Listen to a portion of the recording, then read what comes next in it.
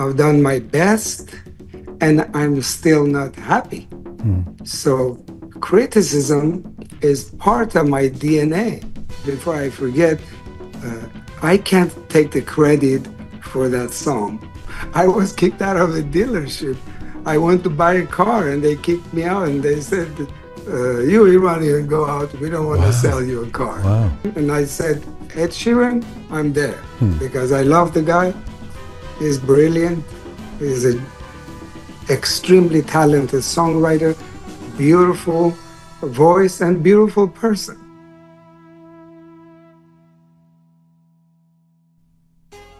Well, hi there. Welcome to episode 368 of Roqe.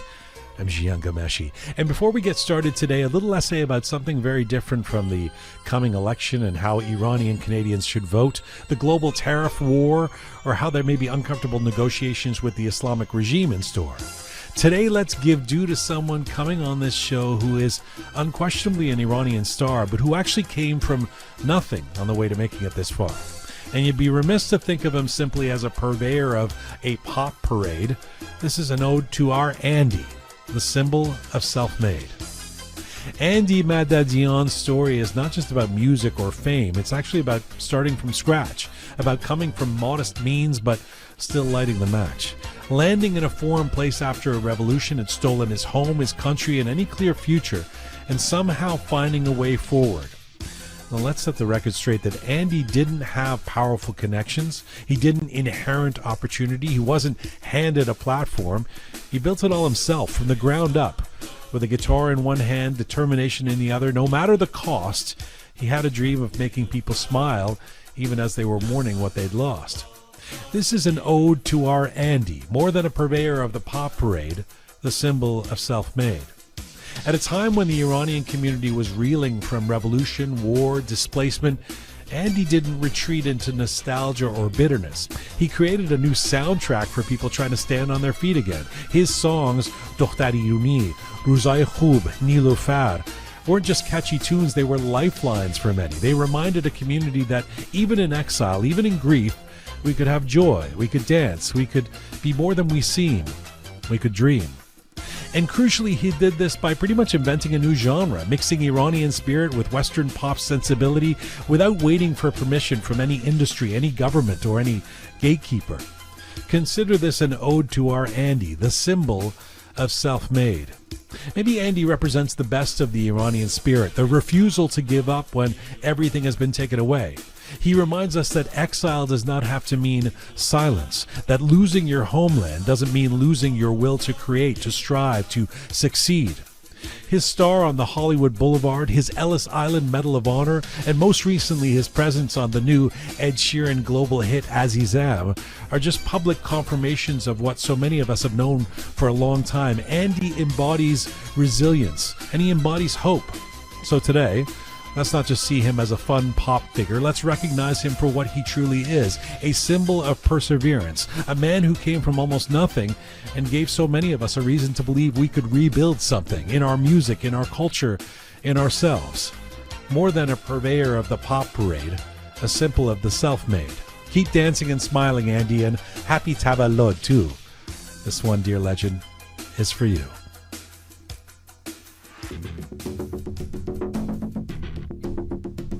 It's April 17, 2025. This is Roqe.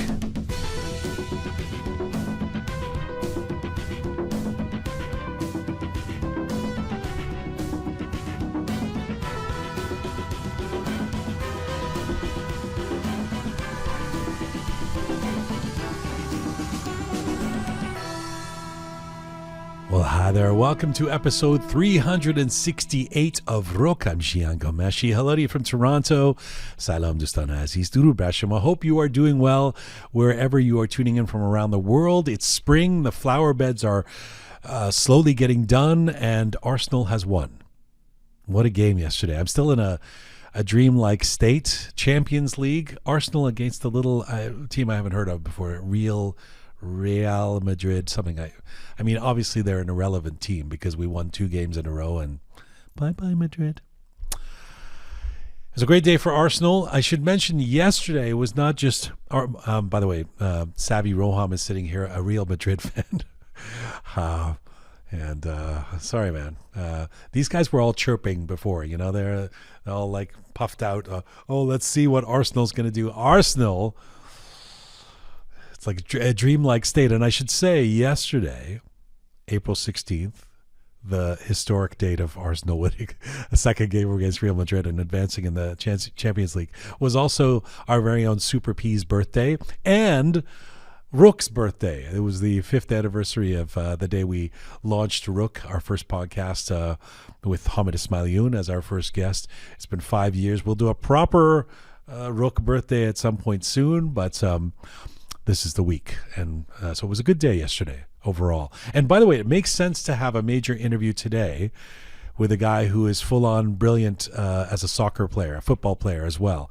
Also writing and recording a few hit songs along the way. We are very excited about today's feature episode with an Iranian pop legend, an exclusive interview I've been very much looking forward to. I should mention that it's with Andy. Spoiler alert, you just heard my essay about him, along with Shohreh, Donya, and Shani. They're performing this Saturday in Toronto. So if you've not gotten your tickets, grab them before it's too late. We're also going to have an exclusive interview with the great Iranian pop legend Shohreh Solati as well in the coming days on Roqe. Today's episode of Roqe is brought to you with the support of Tika. Tika is a results-driven platform offering telecom solutions, lead generation, and digital marketing for businesses that want to grow and stand out. Tika helps businesses grow by making it easier to connect with people. They provide business phone services, SMS marketing, advertising tools, and creative content to help companies get noticed and bring in more customers, whether they're small local shops or growing brands. Think about it. For example, how you could promote your business if your info is being sent by text message into people's pockets. Tika is all about helping you reach more people simply and effectively. At its core, Tika is a customer generating machine. Thanks again to Tika. First, though, get to our much anticipated feature interview today. Take a listen to this.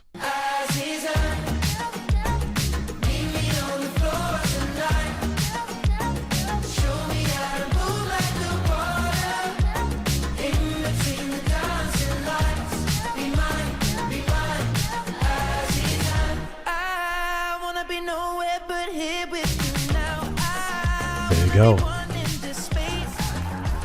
That, of course, is the Ed Sheeran mega hit with the Persian word refrain in the chorus. Azizam, you surely know that song, as it has already become a must-play at Persian Mehmoonies and likely will be forever. In fact, the song is already played too much. Enough. Enough Azizam. What you may not know is that singing alongside Ed in those catchy choruses of this infectious international hit is an Iranian pop legend, Andy. He is the eternal showman, a beacon of energy, a living legend. For over 4 decades, his voice has been the soundtrack to our parties, our heartbreaks, our weddings, our drives down the Pacific coast, and our late-night nostalgias. Andy Madadian, yes, that Andy, is not just a pop star. He's an icon of Iranian identity across generations, across geographies.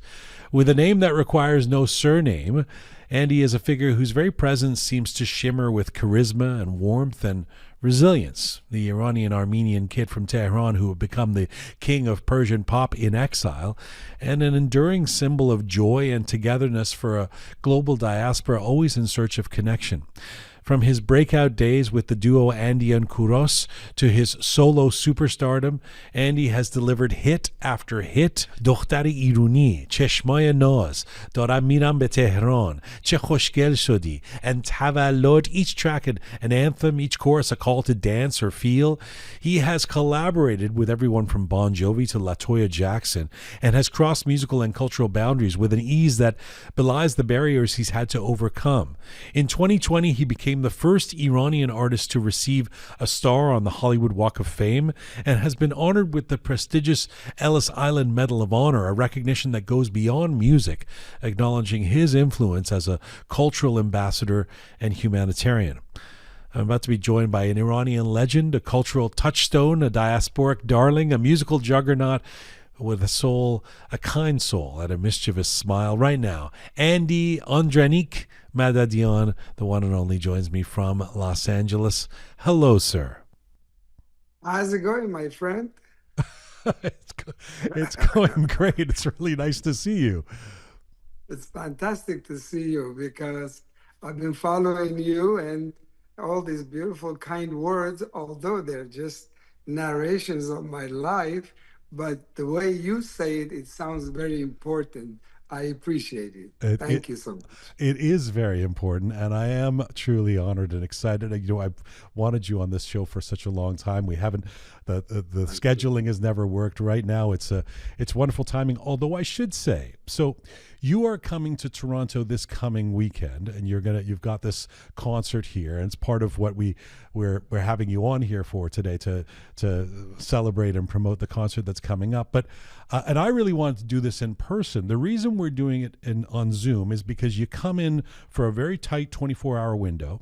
And I thought it was interesting that you had said, listen, I really want to do this, Jian, but I've got to be at the venue all day because there's you take your sound check very seriously, and you're very fastidious about this. And I thought that was an interesting window into you, if we can begin there, because despite all your success, despite doing this for decades, it suggests you don't rest on your laurels. In other words, even a gig in Toronto in April of 2025, it is important for you to want to make sure every detail is correct. Would that be right? That's absolutely right. I would say there is a few reasons for that. The number one reason is because I love to be there. For me, it's like a kid in a Toys R Us shop. So what would I choose? The hotel room, or on the stage with all these beautiful gadgets and the seats that are gonna be filled by beautiful souls who are gonna give me energy for the next few weeks. So I picked the stage, I picked the hall. And that's the number one reason why I'm earlier than everybody and leaves the latest uh, after everybody's cleaned up. So, but the number two reason, which is very important, is the sound has to be perfect. And for me to enter that stage when the bell rings, to be full of energy and confidence, is when I know the sound is going to be perfect and I'm going to enjoy it. If I enjoy it, people will enjoy it. So that's the reason we're very meticulous. My management team, my band, I slave drive them, and they understand. They have tolerated me for all these years, and they know when we enter sound check, all the phones are cut off, and my mind is perfection with the sound because people deserve. How much of it is, though, Irani? I mean, definitely. I mean, the appreciation that you care that much about the sound and the show and all of that, that will be joy to the ears of those who want to come see you and know that you take that much care. But how much of it would be Iranian perfectionism? Like, are you OCD? If Andy is checking, because I've heard you actually check out the seats and make sure everything is exactly as it should be. That sounds like an A-type personality that needs everything the way he wants it. Would that be the case? I suppose no doctor has ever uh, told me I have OCD, but I might, because to me, you're right. I go down to people and I fix the chairs because uh, I always put myself in people's place and know these people came with all that passion and love, and I want them to really be in the same zone where I am. I want them to be comfortable. I want them to be happy. They can get up on the chair and dance and sing, or just sit down and listen when I sing love songs. I put people in that Zen mode. So I want them to be comfortable. And I do get carried away. You're right. And I joke, but I mean, you also, and it's implicit in the way you're even answering this question. You love what you do. You love you love your work. In other words, after all this time, this hasn't become just a job to you. You still approach this with it seems with a zest that is quite organic. I love this job, and I'm not good in bringing up anecdotes, but Mullah Nasruddin one day was sitting in the corner and playing this one note, bling bling, on the guitar, and somebody came and said, "Mullah, you have all these notes. Why are you just playing that one note?" He says, "It's taken me 40 years to find this one note I was looking for, and that's the one I'm going to play." So to me, it's taken me all these years to really learn this craft. With all the teachers, with all the schooling I've had, it has taken me all this time to learn this craft.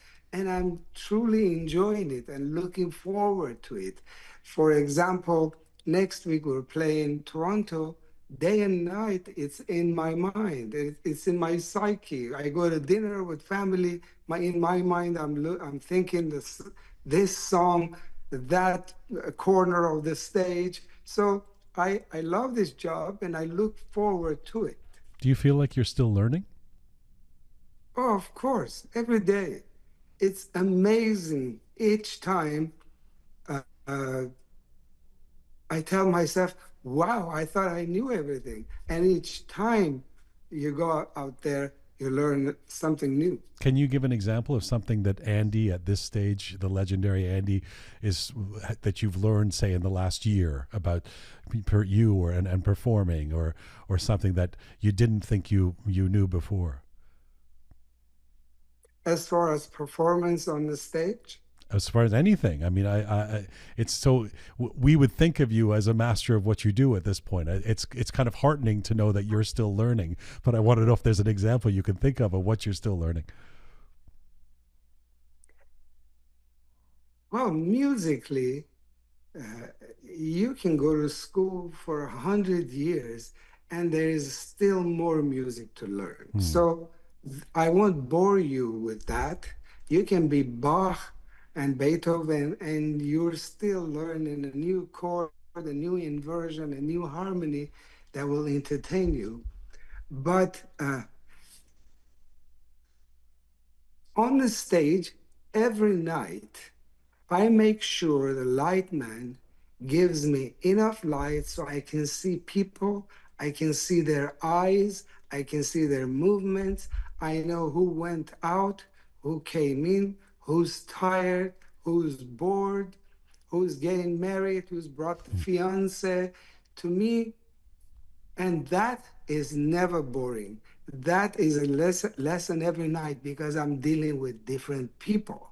That's why people ask me, but you've been playing this song, Roqe Irani, for 30 years. Don't you get tired of that song? I say, no, it's not the song I'm singing. It's the experience I'm sharing with that couple right there. Nice. And their experience with me is a brand new experience. So the lesson is that pay attention to people who are there. You're singing with them, you're creating a new experience for these people, and they're gonna go home for the next 30, 40 years, even when they bring their kids to your next concert when you're with Kane. That experience is what's happening tonight. Pay attention to that. Speaking of experiences, this weekend, it's not this coming weekend. You've got this concert in Toronto. It's not just the concert in Toronto that's the event. It also happens to be around the time of your birthday. If only there was an upbeat birthday song that everybody knew, a great pop song that they could all sing to. Do you know any? Well, any other than mine, you're saying? Azizam hediye man barod ye dunya ishqe zindagim ba budanat doros misl beheshte tu khune sabat sabat gulhay surkh o mikhak azizam doست daram tavalludet mubarak tavalludet mubarak tavalludet mubarak. I'm referring to yours, of course. By the way, there's my last birthday is a video of me dancing to your song. I mean, it's just such an iconic creation that you've created, a gift to the Iranian community around the world for our birthdays. I'm curious though, how do you process birthdays? Do you like birthdays, or is it one of those things where you don't like the idea of getting older? Well, Jian, first, before I forget, I can't take the credit for that song. On one of my birthdays, Paksima, the lyricist, the famous Iranian genius, who was actually from Toronto, wrote a card, bought me a card, and wrote inside the lyrics of this song, complete lyrics. And she gave it to me as a birthday card. And I took that to Manuche Cheshmazar, and three of us together, we created this song that's been with people at their parties all these years. Yeah. So thanks to Paksima and Manuche Cheshmazar for that. Birthdays, I think any excuse for families and friends to get together and celebrate and enjoy life is good. But I'm not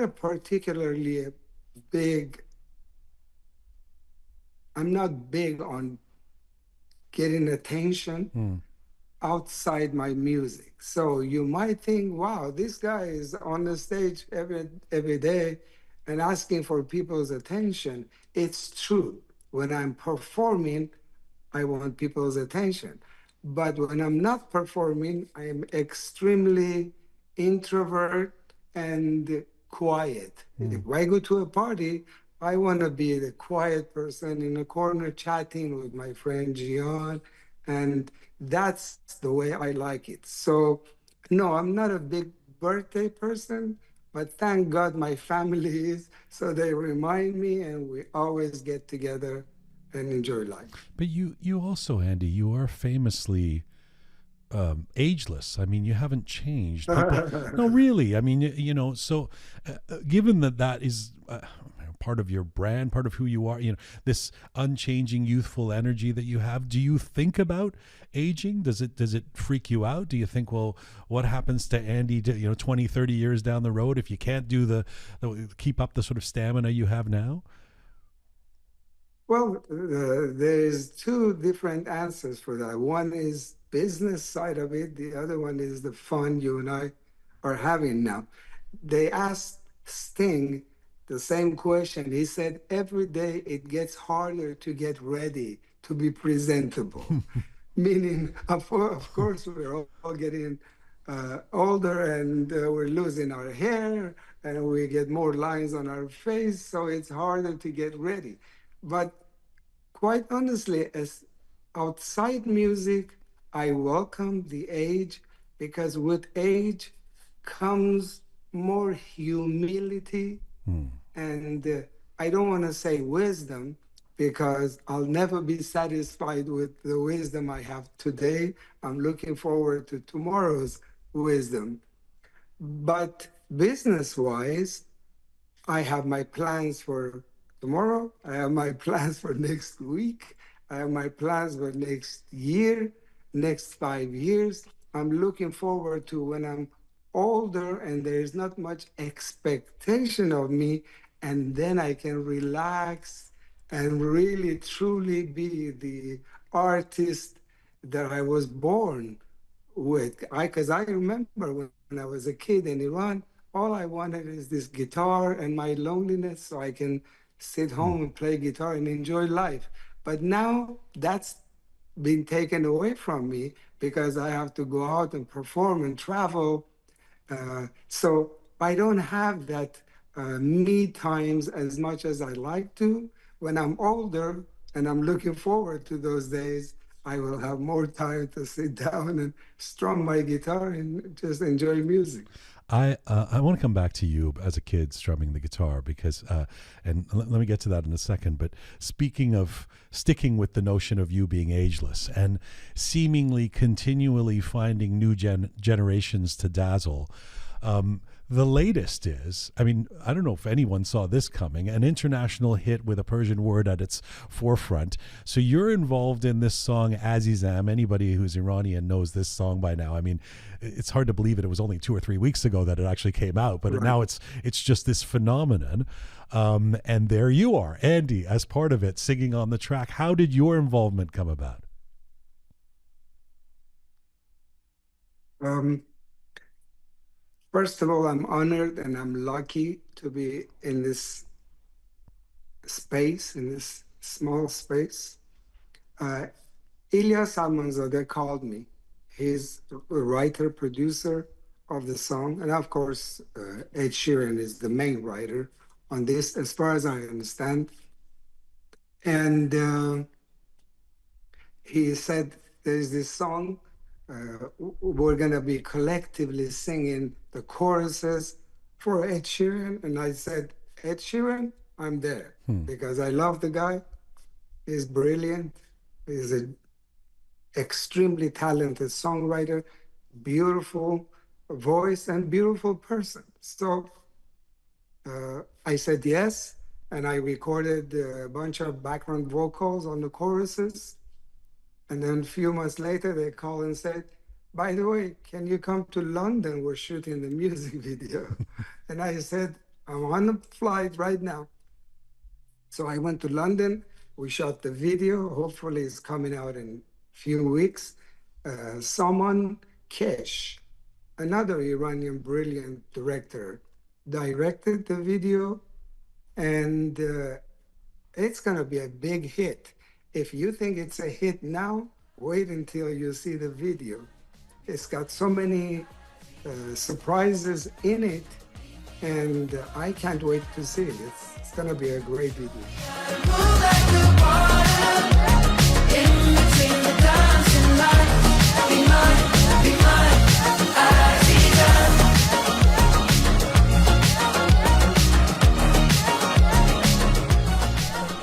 I love that you're involved in this. I love that Ed Sheeran or Alia, whoever it was that had the foresight to bring, and I know there's a couple of others, Arash and a couple of others who are involved too. And I think it really makes this a beautiful collective that also involves the Iranian spirit and talent.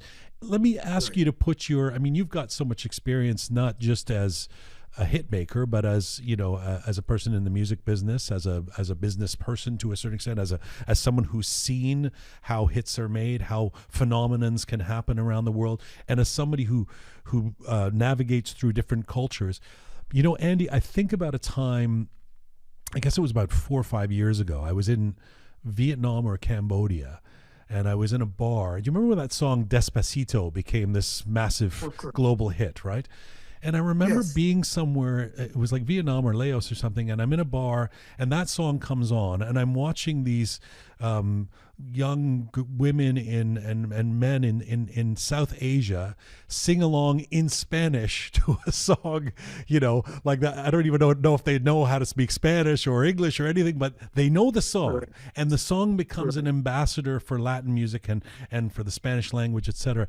How much do you believe something like Azizam can have that kind of impact for our culture, our language, for people around the world? Or is it just a kind of a superficial thing that it's a fun word that Iranians can celebrate being part of a hit song?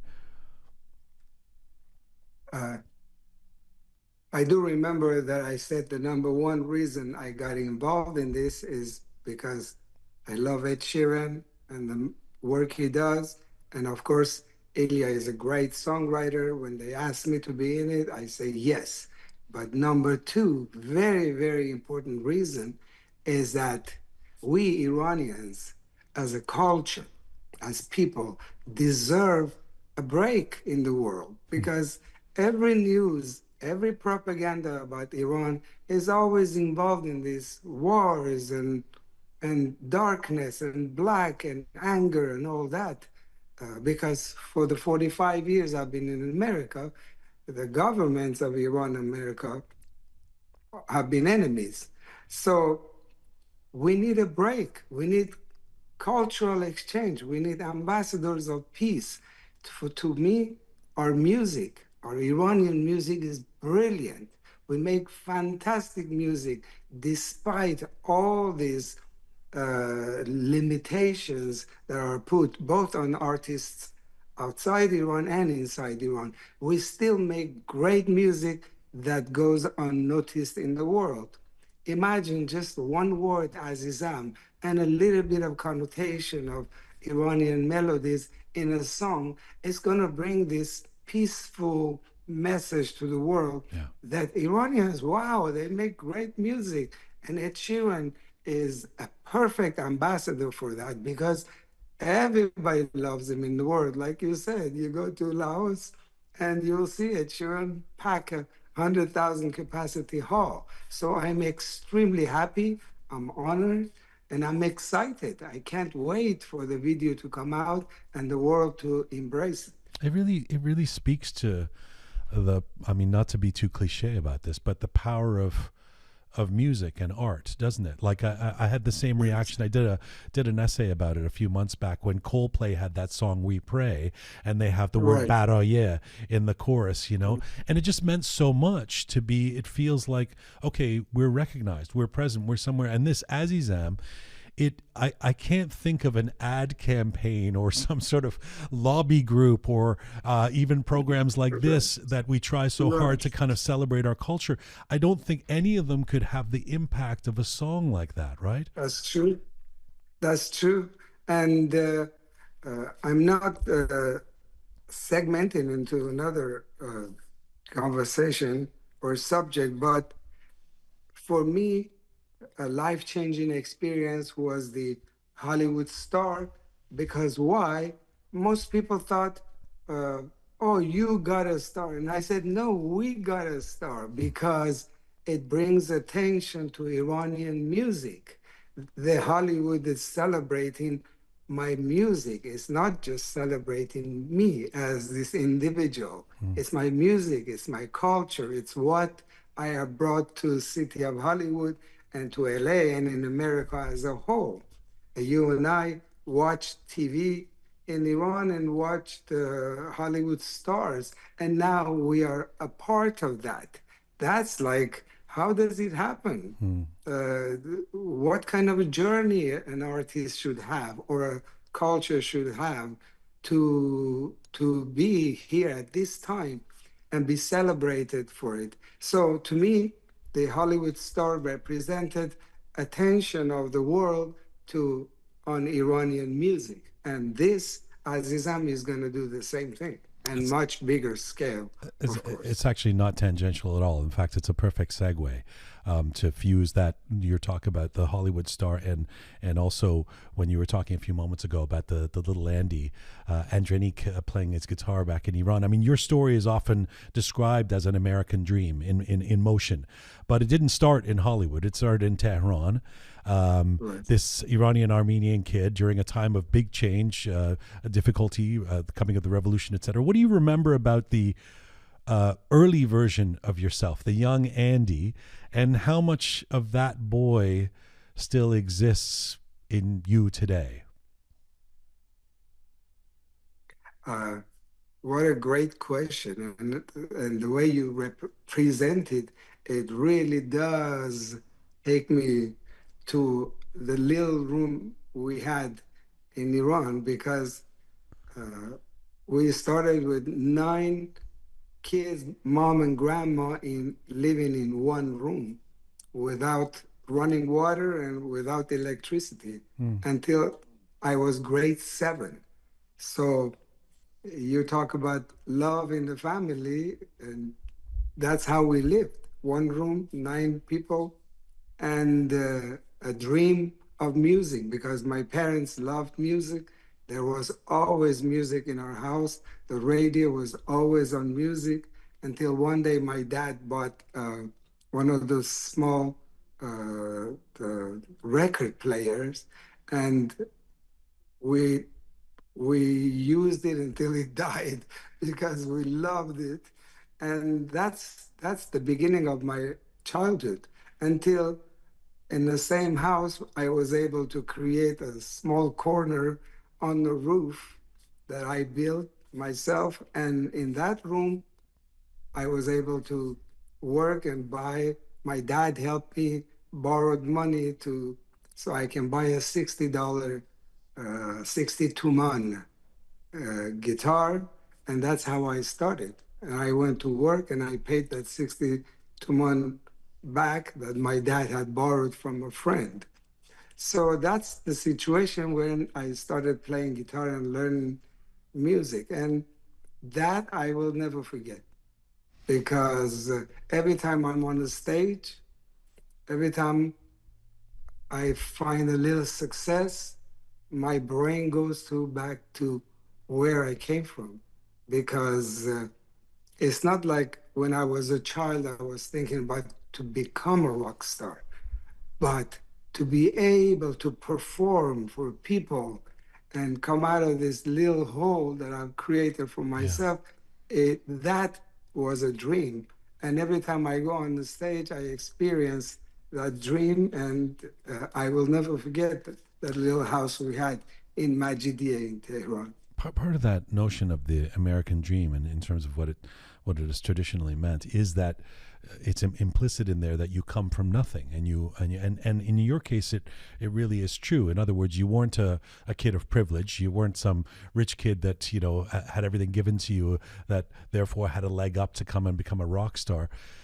You're so famous for your work ethic. This guy who works 18 hours a day still, and you've talked about how professionalism and discipline is important, not just talent. Do you Right. think that work ethic is a product of how you grew up? In other words, that you know what it's like to come from modest means, and so you know what it is to work hard to be where you are?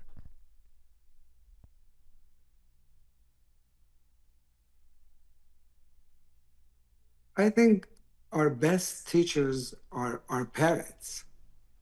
The first lessons we learn in life is parents. My dad worked all his life and he worked hard. And my mom was a stay-home mom, but she worked probably 18 hours a day because every time we woke up, she was working and we would go to sleep and she was still working, cleaning up after kids, sewing, cooking. So to me, everybody's working. And that's what I see and learn. And so I can't take that credit. I'm not sure if I'm that disciplined person, but I don't know any other life. It's like asking a bee, what do you do? The bees wake up in the morning and go make honey, asal, and that's all I know. I can't wait to wake up and go to work because I love what I do, and it doesn't seem like it's work. It's what I need to do. In terms of the charisma, though, the you're a people person, but you also have this star quality. I mean, before I get to your journey into the U.S. and your career, do you think that, I mean, whether it's your brothers and sisters or your parents or people who would have witnessed you in Tehran before the revolution as a kid growing up there, would they have been able to guess this guy's going to become Andy? Today's episode of Roqe is brought to you with the support of Alia Pastry, a very tasty company indeed. With a background in mathematics, Alia, the founder of Alia Pastry, is a cake decorator with over 15 years of experience in the world of baking. For her, she says, every cake is more than just a dessert. It's a piece of art created with love, precision, and imagination. Alia Pastry specializes in designing cakes for weddings, birthdays, and special occasions, especially elegant multi-tiered cakes tailored to each client's unique vision. They always strive to deliver more than what's expected and create something truly memorable. For Alia, the world of cakes is like Alice in Wonderland, she says, full of flavor, color, and magic. Each creation tells a story, and it brings her joy to turn those stories into edible art. If you're in the Greater Toronto area, check them out at Alia Pastry on Instagram. Thanks again to Alia Pastry. I've never asked them. So I don't know, but my whole family, they were all musicians, they all sang. And my brothers played guitar and sang, my sisters sang, they all have good voices. My mom and dad had good voices. And so at that time, I didn't feel like I was special. Hmm. But as life goes on, they all went into other businesses, and I was singled out because to me, my essence was to be a musician, to create music. Even at school, in my brain, although I was the shagird aval, I was shagird aval riyazi Hmm. in my high school days, but music was part of my 24 hours in my brain. It's like, and that was a signal that, hey, yes, I'm good playing soccer because I played soccer for different clubs and stuff. Yeah. And there was a time I had to decide whether to become a professional soccer player or a professional musician, but the choice was already made for me because in my brain there is always music.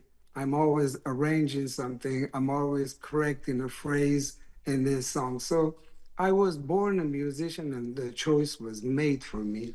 I hope my family felt that way, but quite honestly, I've never asked them. And we don't have the type of family where they come and say, Barikalla, Barikalla. Oh, really? We, the old Iranian style that, oh, okay, great. You have that number one hit. Okay, take the trash out. You have a No, number one hit, but you know, Fat Hud, he has four of them. yes, it's true. It's true. But you know, Andy, it's easy, or maybe it's lazy to look back at someone like you and go through all the hits and through all the success you've had. Oh, what a charmed life! And when I was preparing for this and thinking about talking to you and doing some version of a comprehensive interview, although we have to do it in person at some point next time, I was thinking, God, it couldn't have been easy in the 80s. You know, I mean, I was alive. I was a kid in the 80s. I remember what it was like being Iranian at a time after the revolution and the hostage crisis. And there's a time in the 80s when you're building a career in Los Angeles, singing in Persian, while the political climate back home has made that kind of expression controversial, even dangerous. How did you maintain a sense of purpose and passion in those early years when the mainstream wasn't exactly opening its arms to Iranian artists? Well, we were lucky in one sense in America. We were lucky in one sense that there were a lot of Iranians here, so there was a demand for Iranian music. And quite honestly, that was the only thing that kept us Iranians together. Hmm. I mean, you could be the most talented painter and writer, politician, doctor, you could not assemble 500 or 1,000 or 2,000 Iranians in one place. But you're an artist and you're playing music, and people get together in one place and they celebrate being Iranian. They listen to Iranian music and they speak Farsi. And so we were lucky in that sense that we were in a place after the revolution where diaspora just spread it around the world. Here in LA, we were lucky. We had an audience who wanted us, and we had the studios and means of recording. But as a whole, in Los Angeles during the Iran-Iraq war, I was kicked out of um, what do you call where they sell cars? A dealership, auto dealership? A dealership. I was kicked out of a dealership. I went to buy a car and they kicked me out and they said, you Iranian, go out. We don't want to sell you a car. Wow. So in that kind of atmosphere, I'm trying to cross over to a more international market because remember, when I was in Iran, I would only sing songs in English. Yeah. The rebellious rock Yeah. music coming from England, coming from America. And when I came here, I still had that dream of becoming a rock star, as opposed to only an Iranian singer. It just happened that whatever we produced as Iranian artists, it was in demand and it worked out, and I became famous for my Iranian music. You know I saw Miss Lucy down along the track. She lost her home and her family. She won't be coming back. Without love, where would you be now? Without love,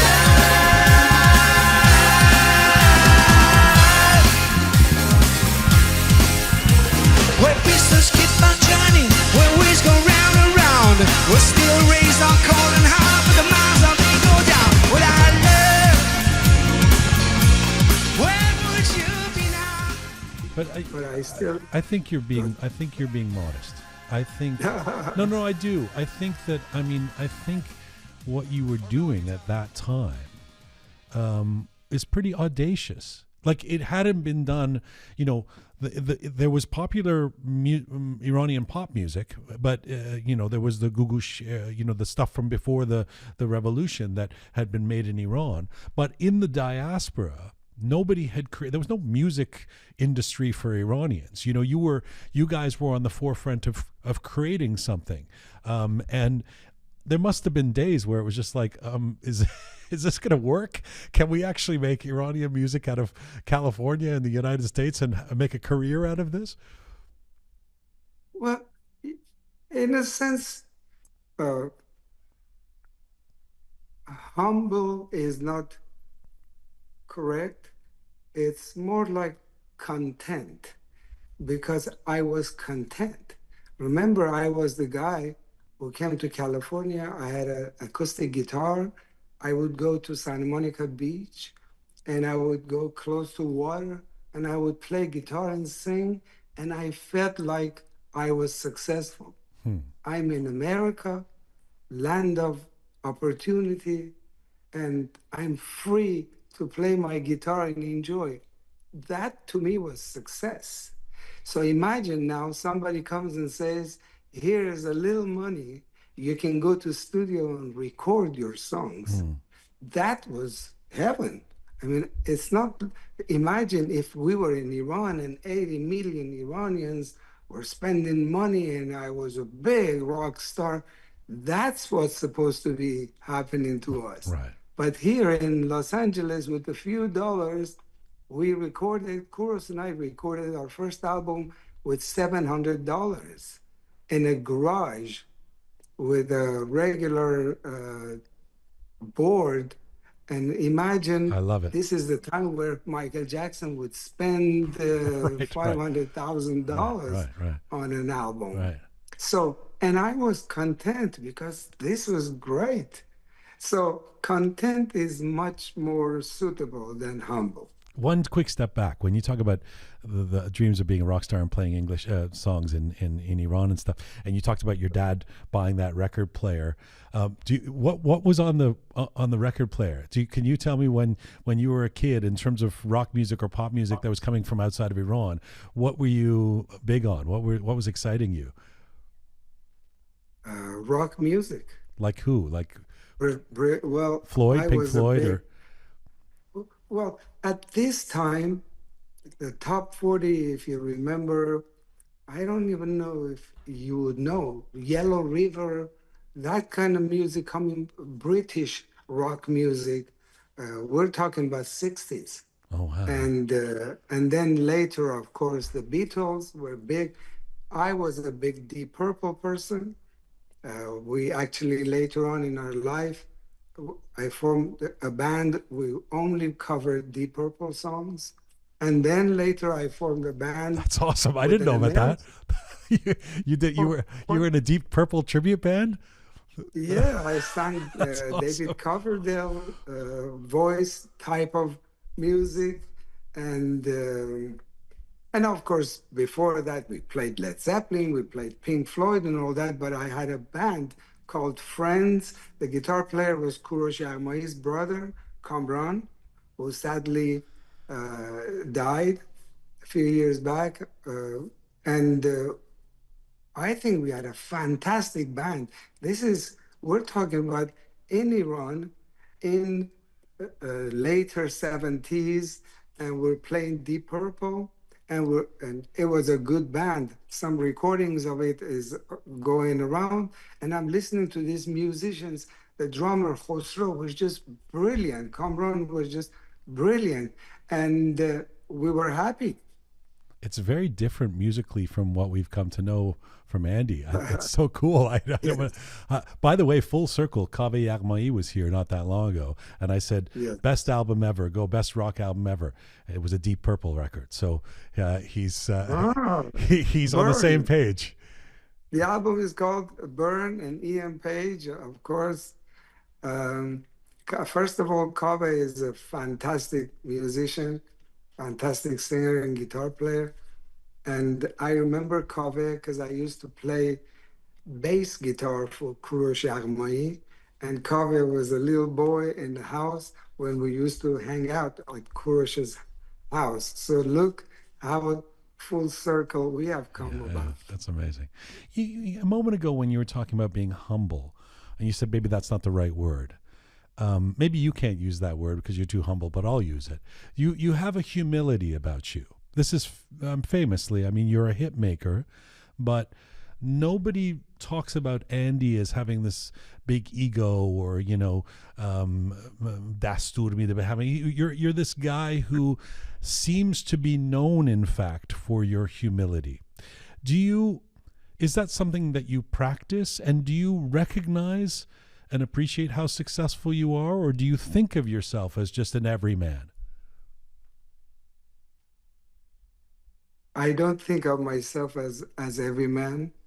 Uh, I think of myself first as how lucky I am that I have gift of music, and I don't say it to brag because I didn't create this talent or the gift. It was given to me by God or whoever you believe, and that gift makes me happy and keeps me happy continuously. And also remember, there are so many geniuses and brilliant people around us. How can I think that I am important when I see all this brilliance around me? And I'm talking about music business mostly because I follow a lot of artists. I enjoy listening to them, and they're so much better than me that I can't think of myself as that important. And if I don't think of myself as that important, then it's easier to be humble. I mean, you also, but you know that you've done big things, right? You know that you've created songs that generations of people can sing along to. I'm not trying to just be over the top about this, but I mean, you must know that. And so if you know that, but everyone knows how your level of humility. Even now, you answered that question by saying, "I'm grateful, I'm lucky to be around other people who are great." It's like in your DNA, it seems to just be to humility is there, but you do recognize what you've done, right? Uh, you are such a great interviewer because even if the question has been asked a million times, you present it in a way that I have to go to the depth of the matter. And if I get boring by boring answers, forgive me, but you are absolutely right. There are times in my life where I have to reflect and go back and check to see what did I do? Because there are times in my life, I assume other people, that you think, have I done enough? Am I really good? Can I write another hit? And then I have to go back and listen to some of the songs, Sar Seporde, Tanhai, songs I created with Proximo and affected people's life, changed people's life. People got married with our songs. People fell in love with our, not with our songs, but along with our music. Our music has been the soundtrack of many, many people's livelihood, their good times, their bad times. And so, yes, I do go back and listen to them because sometimes I do have doubts in my life that how come I haven't written a song today? Can I write another great song today? And so, and then I go back and I realized I have many, many great songs, Yeah. and that makes me happy. I mean, attached to that, you carry yourself with a certain joy. You're well known to be an upbeat person to be around. How do you deal with criticism? How do you deal with I mean, everyone gets it, especially in this era with social media. You know, how does Andy deal with somebody who doesn't like your music or makes fun of it, or thinks, you know, or takes a shot at you on Twitter or something like that? How do we contrast that with this upbeat guy, this guy who is so full of positivity that we see? Another great question. First of all, I don't read comments. Maybe one of the reasons I stay humble is because I don't see thousands of people who say how great I am, they love my music, they like me. I don't see that as often as other artists might see. So it doesn't affect me that I have accomplished all this greatness. And so hence, it's easier to stay humble. Number two, if somebody who knows music, who's educated, who's informed, makes an opinion that might be a criticism, I might not like it, but I will accept it because I am the biggest critics myself. Sometimes when I stop listening to what I've created is because I've done my best and I'm still not happy. So criticism is part of my DNA. And I think a lot of musicians, most artists are critical of what they do. It's just that there has to be a time when you say, this has to go out and public will be the final judge, whether they like it or not. But I'm used to criticism because I do it myself. And I'm also one of those artists, when I produce a song, I play it for people, different people, older, younger, neighbors, friends, colleagues, because I want to know what they think about it. And what they think about it might tell me whether to put this out or not. But it never changes my opinion because I have to stay true to me. If I am honest in creating something and lucky enough that people will relate to it, then I've done the job right. I can't be the artist that writes for people. You have to write for yourself. You have to produce what you feel and hope that people can relate to it and it will be successful.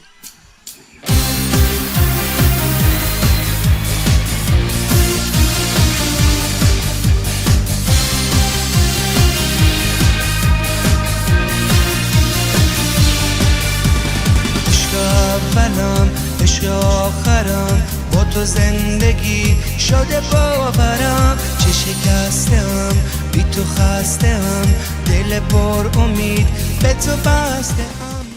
Not a boring answer, an interesting one, and interesting when you say you don't read the comments. You just, I think that's a probably a very healthy way to live, to not go into the sewers of what people say. Do you think Iranians are in general too critical of each other? Do you think that we as a global community could do better in terms of the way we have a tendency to drag each other down sometimes?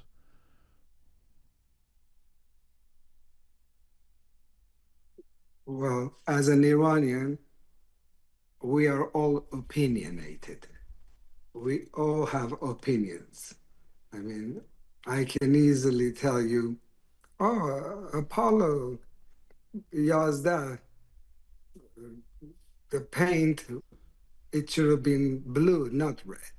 We all have opinions Yes. about everything, although we are not specialists about everything. And but after living in America for 45 years, I realized that everybody, humanity, everybody has opinions and everybody's opinionated. And yes, people criticize. I read how some Korean artist killed herself. Yeah. Lately. There's been at least 3 suicides in South Korea because they were harassed by people. Yeah. So harassing and criticizing is not specifically an Iranian thing, but what makes us different, what makes our situation different, is that people who are criticizing, they have to step back and look at the big picture. 45 years ago, we had a revolution. It killed Iranian music. Yeah. It banned Iranian music. Yeah. And then in the depth of the buried musicians, we rose slowly and with difficulty to survive as Iranian artists. And I think we're doing fantastic. And yes, we have room to grow. Yes, we still need to learn. Yes, we will be better if our music was not banned in Iran. But as Iranians, we have to support this delicate thing, which is Iranian artists, because they're banned from their own country. They're banned from the support of 80 million Iranians who are inside Iran. And we are still keeping our face red by slapping it. با سیلی صورتمون رو سرخ نگه می‌داریم. And imagine, then you go home at night and you read that somebody in some country is sitting in their warm couch and criticizing your performance in freezing weather of Sweden when it's 30 below and you're outside performing for Sizda Bedar or Charshambe Suri, and you can see the steam coming out of your mouth because it's freezing, and you're performing, and somebody is criticizing that performance. So it's sad. It makes you sad. And specifically, quite honestly, that's not a criticism of me. Somebody criticized an artist for a Charshambe Suri performance in Sweden. And I took it personal because that person has worked so hard in her life to be on that stage in front of thousands of people. and she's doing her best. And yes, she's a little off because it's freezing. Yeah. And uh, and you are sitting in your warm couch and criticizing that. I think we should be nicer to artists because of the situation in Iran and where we are in the world. Iranian artists are the poorest artists in the world, not because our country doesn't have money, it's because we are banned Don't have access in to it. our own Yeah. country. Yeah. And even if you're an artist of a poorest country, if you're free to perform in your country, people support you and you have plenty of money to Yeah. have a comfortable life. But Iranian artists are banned from Iran, are banned from selling in Iran. That means whatever they are generating here outside Iran has to pay for their recordings, Yeah. has to pay for their marketing, has to pay for their band. And quite honestly, there's only few artists who are managing that. The rest of the industry is the Titanic ship that is sinking. Yeah. I should say I'm so grateful to you for giving this time. I know I can't keep you for forever. I've just got a couple more questions, but it's such a joy talking to you, and thank you for the couple of kind words you've said about me as an interviewer. But I've always believed that an interview is a dance.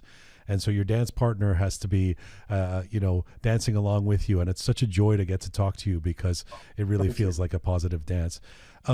Tell me about the Ellis Island Medal of Honor, because it's a deeply symbolic recognition, especially for someone who came to America as an immigrant. Tell me what that kind of recognition means to you.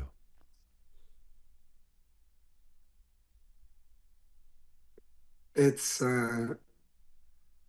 it's an absolute honor to be among some of the most gifted and accomplished people in America. That award represents successful immigrants who are also giving back to their community and to their country, America. And as a person who came here with almost nothing and worked hard to make a success for himself, and now it's being recognized for humanitarian efforts, that to me is irreplaceable. And I was lucky to be in the right place at the right time of history. Mr. Kazemini is the chairman, is the absolute respected member of that community. Everybody loves him. He's brilliant. He is one of the most successful people in the world. And he recognized me as a person who deserves this recognition. And I appreciate it. Andy, how do you define success for yourself now?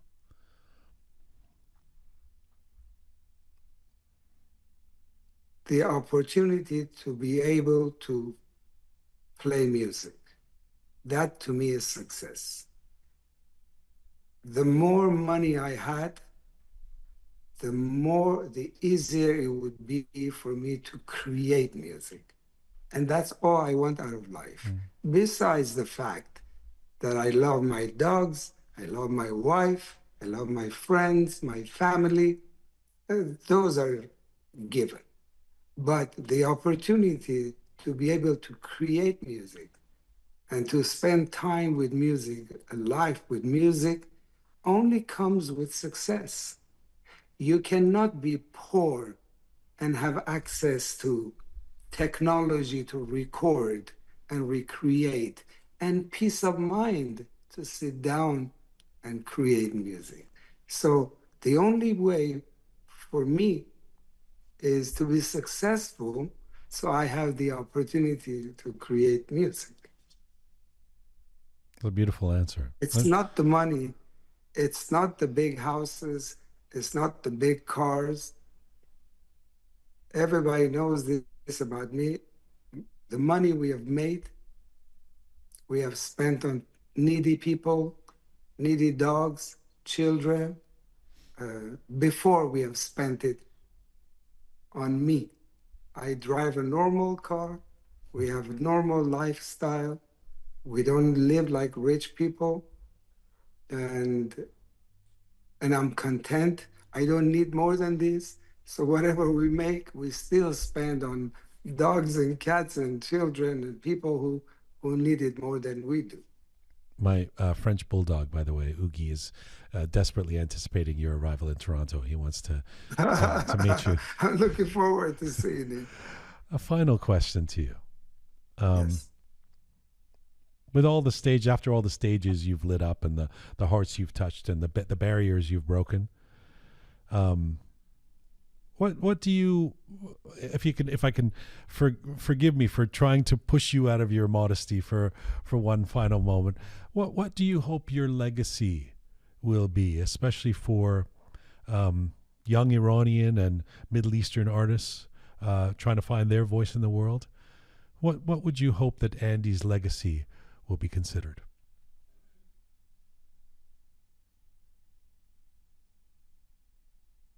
I'm not sure if you would believe it or people would believe it. I'm not much into legacy. I'm not much into کارنامه هنری.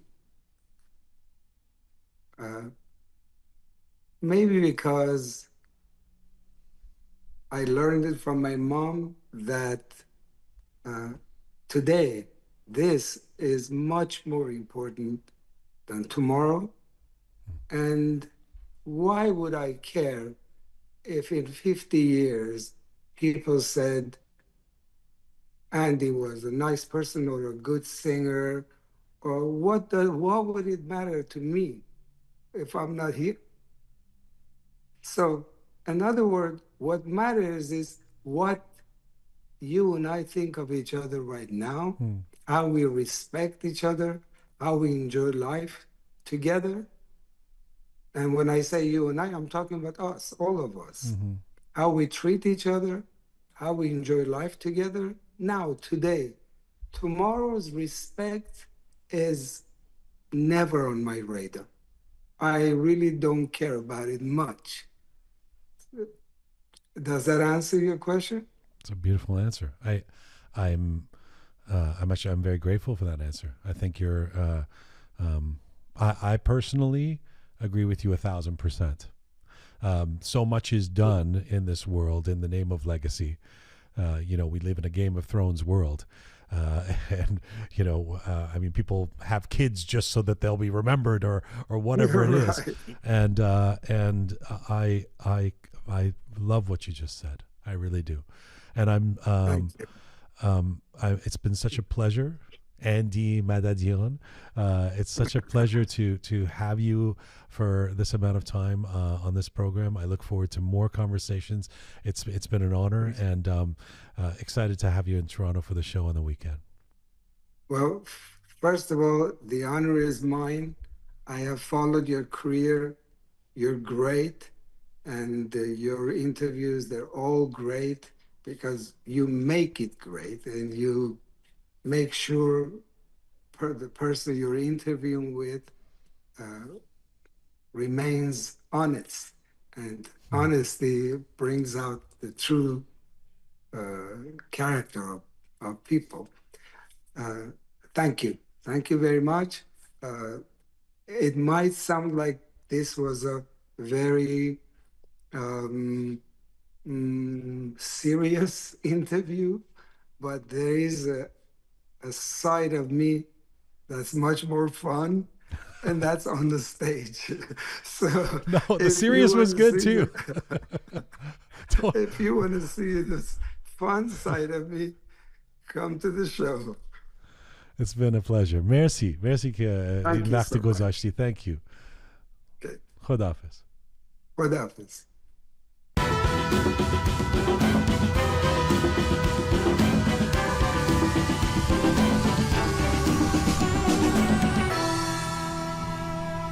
There you go. As advertised, a really nice guy. What a joy it was. What a pleasure. What an honor. An exclusive feature interview with Andy. Remember, if you are in the greater Toronto area, or if you're willing to travel here, I still think there are some tickets left. Shohre, Donya, Shani, and Andy, all at Meridian Hall this Saturday here in Toronto. Meridian Arts Center, I think it's called. Meridian Center in Toronto. Be there. Thanks again to Andy for doing that. And thank you to the amazing team who put this show together each week. Savi Roham, Tina, the photo and video queen, Ghazaleh, the OG, Super P, Parisa. Special thanks to Smart Pega, Talented Anahita, Methodical Kaveh. For all things Roqe related, to see our back episodes, our videos, our funny asides, all of that, go to our website, roqemedia.com, roqemedia.com. Thank you to all of you out there for supporting us and sharing our content. Remember, you can subscribe on any of our platforms for free if you haven't done so already. You can find us on Instagram at Roqe Media. You can find me on Instagram at Jian Gomeshi. And as ever, remember, as my uncle would say, Uncle Berhe. Ready? Mizun Bashi.